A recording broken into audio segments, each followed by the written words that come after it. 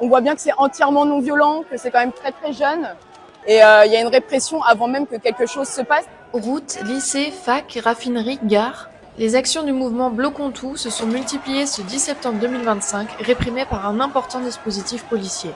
Agiplus s'est rendu à Gare du Nord à Paris où les rues étaient bouclées dès le matin. On n'a même plus en fait des endroits pour se réunir, pour se rendre compte qu'on est un groupe. Et c'est cet état de sidération-là qui fait que je suis dans la rue aujourd'hui, c'est qu'il faut sortir de cette sidération. Les manifestants dénoncent un plan de réduction de la dette qui pèse en majorité sur les plus précaires. On nous prépare à la guerre, on nous fait comprendre qu'en gros, tout ça, toutes ces mesures d'austérité sociale, c'est pour que derrière, parce qu'il y a une menace de guerre, etc.